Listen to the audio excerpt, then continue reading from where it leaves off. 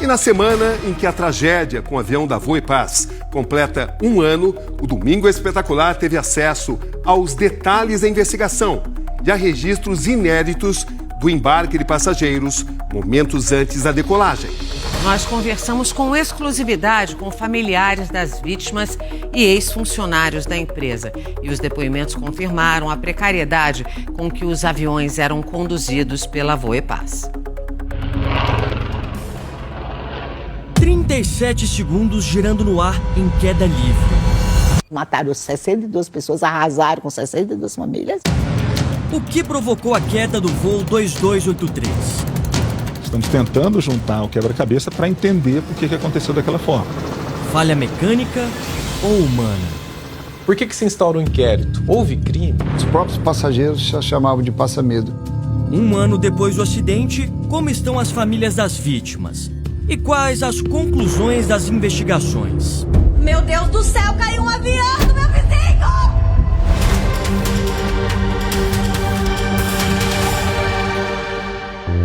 Manhã de sexta-feira, 9 de agosto de 2024. Aeroporto de Cascavel, no oeste do Paraná. Véspera do Dia dos Pais. Essas imagens inéditas são da câmera de segurança do saguão, perto da área de embarque. Faltam um pouco mais de 2 horas para a decolagem do voo 2283 da Voipaz. Maria Bartinique, de 61 anos, e Renato Bartinique, de 65, estão entre os passageiros. Eles vão para o Rio de Janeiro visitar um parente doente. O casal chega ao aeroporto com a família. O pai estava bem ansioso, estava bem nervoso. Eles não queriam levar roupa de frio porque Rio é calor, né? E aqui estava muito frio naquele dia, né? Ele andava para lá e para cá. 30 minutos depois chega o momento da despedida. Aí até minha filha deu Feliz Dia dos Pais para ele. E eu falei bem assim, não vou dar, eu vou deixar para dar quando ele voltar de viagem. Aí nisso eu resolvi dar o Feliz Dia dos Pais para ele. Eu abracei ele, dei Feliz Dia dos Pais para ele. Eu falo assim, graças a Deus que eu fiz isso, porque eu ia deixar para fazer na segunda quando ele voltasse. A gente nunca imagina, né, que seria a última vez. É muito difícil. Tirar uma foto dos dois, chega pertinho. Tatiane tira uma foto dos pais. Até mandei mensagem para a mãe no aeroporto. Falei, mãe, Deus abençoe vocês nessa viagem, vocês tenham uma boa viagem e tal, né? Bom passeio lá, vão com Deus. Aí ela só me mandou assim, obrigado, filhona, te amo muito. Ninguém imaginava, mas a foto se tornou a última imagem registrada pela família. Maria e Renato juntinhos e sorrindo. Ele tinha muitos sonhos, sabe? Muita vontade de viver. Cuidava muito da saúde dele, sabe? Mesma coisa minha mãe, sabe? E tava muito bonito agora. Falo que eles estavam numa idade que os dois estavam se curtindo, estavam muito parceiros um com o outro. Qual que foi a última fala dela, por exemplo, pra você antes do embarque? Ela me abraçou, ela falou que me amava e depois ela falou assim, filha, não esquece de tirar a carne do congelador pra vocês fazerem no final de semana, que eu deixei a carne lá pra vocês. Tão preocupada com a família que com a gente. Antes de viajar tava pensando no almoço de vocês. Ela deixou pronto tudo pro nosso almoço de domingo. O portão usado pela empresa hoje está fechado. Dos 58 passageiros, quase metade era daqui de Cascavel. Alguns iriam encontrar a família, outros viajavam de férias ou a trabalho. O avião decolou daqui às 11 horas e 58 minutos, mas não chegou ao destino. Com a ajuda da inteligência artificial e informações levantadas pela investigação ao longo de 1 ano, o Domingo Espetacular recriou os últimos momentos do voo 2283. 9 de agosto de 2024, 11h58 da manhã. A aeronave da Voipaz, prefixo PSVPB, decola do aeroporto de Cascavel, no Paraná, com destino a Guarulhos, em São Paulo. A bordo, 62 pessoas. Na cabine, o piloto Danilo Santos Romano e o copiloto Humberto de Campos Alencar. 20 minutos depois da decolagem, a aeronave alcança o que chamam de altitude de cruzeiro. À 1h05 da tarde, eles chamam a torre de controle em São Paulo. Minutos antes, eles haviam feito contato com a equipe de solo da companhia em Guarulhos. Nesses 2 momentos, não relatam nenhum problema na aeronave. À 1h19, o piloto desliga o equipamento que evita a formação de gelo. Os equipamentos avisam sobre uma queda brusca de velocidade e emitem um sinal de alerta para que os pilotos acelerem. O copiloto puxa os comandos de voo para trás, levantando o nariz do avião. Menos de 2 segundos depois, o piloto faz o mesmo. A aeronave muda bruscamente de direção. Neste momento, o avião sobrevoa a região de Vinhedo, a 78 quilômetros de São Paulo. A aeronave entra em um movimento de parafuso. São 5 voltas em sentido anti-horário até a queda. Foram 37 segundos girando no ar, até colidir com o solo. Deus. Não cai. Ele tá caindo.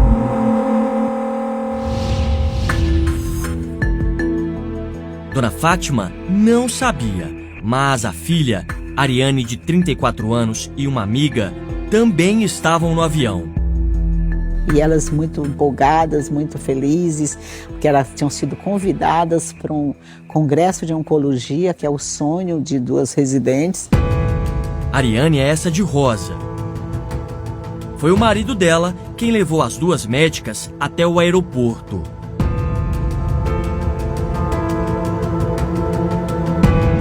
Fátima perdeu a única filha.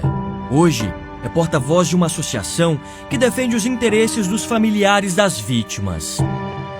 Nós já tivemos 5 reuniões com o CENIPA, 5 com a ANAC, 5 com a Polícia Federal, porque não foi uma fatalidade, não foi algo inesperado. Foi algo esperado, esperado por funcionários, esperado também por passageiros. Não foi só negligência. As investigações começaram logo depois da queda do avião. 1 ano se passou e o relatório final e o inquérito ainda não foram concluídos. Nós gostaríamos de ter dado essa resposta há menos tempo? Sim, com certeza. Mas a complexidade do caso e as consequências do que for colocado nesse inquérito policial, de apontar eventualmente algum culpado, é grave. Então nós não podemos fazer isso levianamente. Muito importante a gente, quando trabalha com acidentes aeronáuticos, entender que um acidente ele não tem uma causa só. É um conjunto de fatores. São vários fatores que juntos levam até o acidente. Um dos principais pontos analisados pela investigação é o comportamento do piloto e do copiloto quando houve uma falha no sistema de degelo da aeronave. Por que não foi declarada emergência? Por que não houve uma mudança na altitude da aeronave? Por que foi percebida a degradação ou a perda de performance da aeronave em velocidade gradativamente até acontecer o evento e não foi tomada nenhuma providência? Em depoimento, ex-funcionários da empresa revelam que pilotos tinham uma carga excessiva de trabalho. O cansaço deles sempre me chamou muita atenção. Todos estavam extremamente fadigados, todos. E assim, eles trabalhavam por amor. A mulher do copiloto Humberto de Campos Alencar, uma das vítimas do voo 2283, revela que o marido também reclamava disso. A escala sempre foi muito apertada, inclusive ele comentou comigo, né, meu anjo, mudaram a minha escala. O pessoal da escala tá louco? A empresa tá doida? Numa mensagem que ele enviou pouco antes de decolar, Humberto fez um desabafo com a esposa. Impressionante, sempre tem uma confusão, sempre tem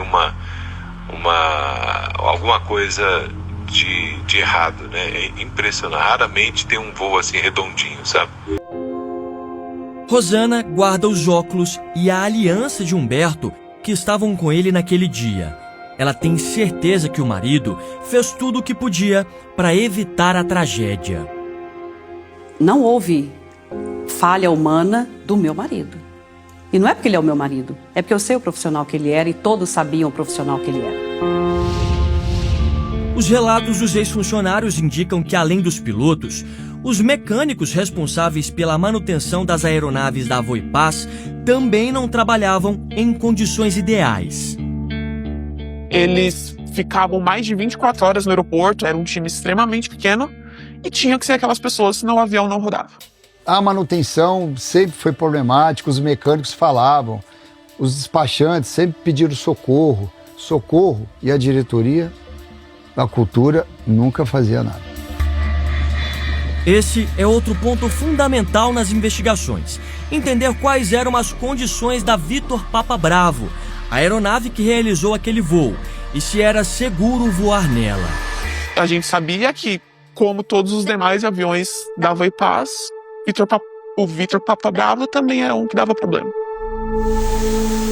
Essas imagens são inéditas e exclusivas. Nesse vídeo gravado na noite anterior à queda, os motores do avião são testados antes do próximo voo. Neste outro vídeo, o instrumento que indica a altitude da aeronave não está funcionando corretamente. No dia 8 de agosto, um dia antes do acidente, um mecânico estava saindo da empresa, indo para outra companhia aérea, e ele chega ali na gente para se despedir. Estou indo despachar o Vitor Pane Bravo. E aí a gente brincou com ele, pô, não fala isso do avião. Ele, não, esse aí tá cheio de Pane Bravo. Almeida trabalhou na Voipaz por 5 anos e pilotava a aeronave. Ele tinha uma história muito difícil em várias panes. Fiz vários repórteres para pessoas ligadas e não houve resposta. Não houve resposta. Estava claro, um dia nós conversando entre nós tripulantes, conversávamos e falávamos, um dia vai acontecer um problema muito grave. A cultura operacional da empresa também é um dos focos das investigações. Se você tem atos reiterados que colocam em risco a operação de uma aeronave, isso pode ser interpretado como algo que deveria ter sido feito e não foi feito. São muitos os relatos de que a própria direção da empresa orientava os pilotos a não reportarem os problemas para evitar que as aeronaves fossem impedidas de voar. Tinha uma coordenação de voos e uma chefia que falava direto com esses pilotos, tira esse avião daí. Os pilotos estavam numa situação vendida, o dono da empresa tá me ligando, mas eu sei que o avião tá com um problema. Não é possível voar. E mesmo assim alguns saíam porque a chefia ligava para esses comandantes e pedia para o avião sair. Outro ponto que chama a atenção era a troca constante de peças entre as aeronaves, prática comum da empresa, de acordo com os mecânicos. Nós montamos o avião de dia, quando é de manhã ele já tirou a peça, já enviou para outra base, a gente chega achando que o avião está montado, que deixamos montado, ele tira a peça, vem aqui, rouba a peça e manda para outra base. Para garantir a segurança durante a manutenção dos aviões, é preciso seguir uma série de normas previstas em documentos com orientações rígidas. Mas a ANAC identificou que a empresa retirava peças de aeronaves antigas e colocava em outras, sem comprovar de onde vinham, qual era a condição e se realmente poderiam ser usadas. Toda peça que é retirada dos aviões e colocada em outros tem que ter um registro oficial dizendo que a troca foi feita dentro das regras da aviação. Mas em muitos casos isso não era feito. Tirava-se uma peça de um avião boa, colocava no lugar daquela peça vencida naquele avião, naquele item, e a outra peça voava mais 10 dias em outro avião. Diante deste cenário, os familiares das vítimas se perguntam se a ANAC, a Agência Nacional de Aviação Civil, realizou fiscalizações suficientes que pudessem ter evitado a tragédia. Que eu presenciei nenhuma. Não adianta você ter uma certificação, um documento lá, e se isso não corresponde a nada se você não for verificar. Se a ANAC, ao meu ver, fosse mais abrangente na Passaredo, na Voipaz, teria evitado o acidente. Sob pressão das famílias das vítimas, a ANAC intensificou a fiscalização na Voipaz depois do acidente. Em 4 meses, identificou que a empresa realizou mais de 2.600 voos irregulares. E você não precisa nem ser o expert em segurança operacional para saber que tinha algumas coisas que não tinha a menor condição de tirar aqueles aviões do chão. Em março deste ano, as operações da Voipaz foram suspensas. 3 meses depois, em junho, o certificado de operação da empresa foi cassado de forma definitiva. A gente precisava acontecer um acidente assim para abarrar uma empresa dessa? Porque qualquer um que voa naquele avião ali sabe que o avião não prestava, de verdade. Mesmo assim, os documentos revelam que o dono da Voipaz, José Luiz Felício Filho, tinha planos de retomar as operações neste mês através de outra empresa, mas foi impedido de voar. Como é que você cria alguém para ter um nível de ambição tão grande, você sabendo que está colocando vidas em risco e você não está nem aí, porque mata e depois em seguida continua? A Polícia Federal já ouviu mecânicos, pilotos e comissários da Voipaz. Também analisou dados da caixa preta de voos anteriores. Todas as pessoas que estejam direto ou indiretamente relacionadas com aquele resultado serão chamadas a apresentarem sua versão e poderão sim ser responsabilizadas. Em nota, a ANAC diz que todas as informações necessárias para a realização da apuração das causas do acidente da Voipaz estão sendo prontamente disponibilizadas ao órgão de investigação competente. Já o CENIPA, Centro de Investigação e Prevenção de Acidentes Aeronáuticos, respondeu que a fase de coleta de dados foi finalizada e atualmente está em andamento a análise dos dados. Eles têm que ser punidos, eles precisam pagar pelos que fizeram, para que outros empresários, pseudos empresários ambiciosos, matem, porque eles mataram. A Voipaz não respondeu ao nosso pedido de entrevista para prestar esclarecimentos. Para muita gente, um ano passa rápido, mas para os familiares das vítimas, o tempo tem sido diferente. Espero que a nossa tragédia ela seja um divisor de águas, que ela sirva para salvar vidas, que ela sirva como um exemplo de investigação, um exemplo de justiça, que é o que a gente acredita, para que outras tragédias não sejam anunciadas. Kátia guardou as conversas que teve com os pais. Agora escuta as mensagens para matar a saudade. Eu escuto a conversa do meu pai, eu quero escutar, escutando a voz deles, né? Eu abro o áudio da minha mãe, escuto também a voz dela. Tá quente, lá não tá frio, não. Tá assim, fresquinho, mas não tá assim, não. Beleza? Aqui é pra amanhecer bem gelado amanhã. Deus ali. Tatiane deu à luz uma menina que não teve tempo de conhecer os avós, Maria e Renato. Mas vai crescer carregando a história deles de um jeito especial. E quando eu engravidei, veio assim, eu falei, vai ser uma homenagem aos dois e vai ser Maria Renata. E hoje, através de nota, a Voipaz disse que a frota sempre esteve apta a realizar voos e que a empresa sempre seguiu padrões de segurança internacional. A Voipaz garante que tinha o acompanhamento periódico da ANAC e afirma ainda que somente o relatório final do CENIPA poderá apontar as causas do acidente.